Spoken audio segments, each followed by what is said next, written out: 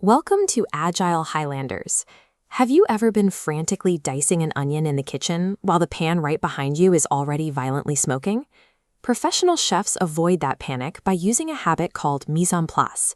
Before they even touch the stove, they measure, chop, and organize every single ingredient they need for the meal. Now, let's leave the kitchen and step into a modern office.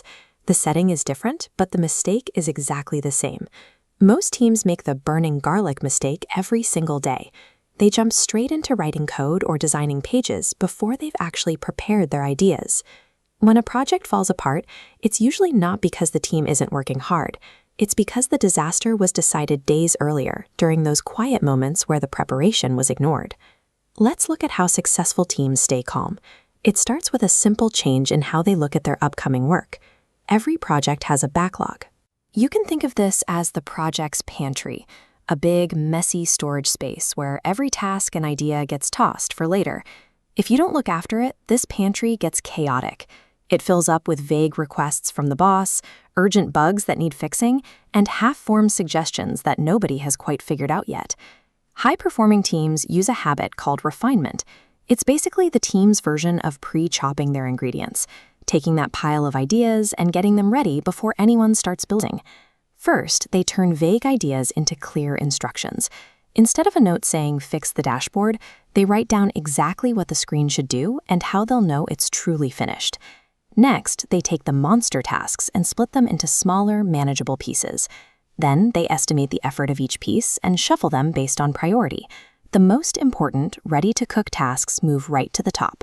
This process turns a digital landfill of confusing notes into a clear, organized stream of work that the team can actually pick up and finish with confidence. To make this work, you need 3 different perspectives sitting around the table at the same time. You need the vision lead, the person who owns the recipe.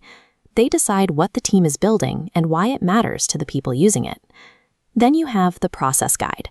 They make sure the meeting stays on track and doesn't spiral into a 3-hour debate over one tiny technical detail.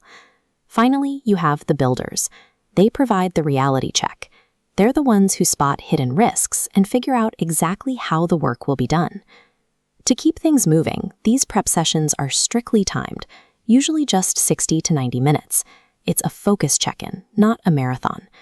They also use a 15-minute rule. If an idea is so confusing that they can't figure it out in 15 minutes, they set it aside to investigate later rather than holding everyone up.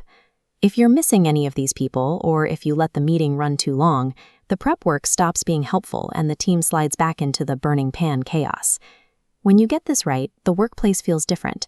You see a team that's working calmly and shipping their work on time because they aren't being blindsided by surprises.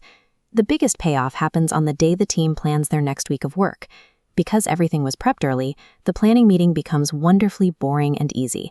There's no arguing or confusion. The team already knows what's coming, why it's important, and how long it will take. They just pick up the ingredients and start.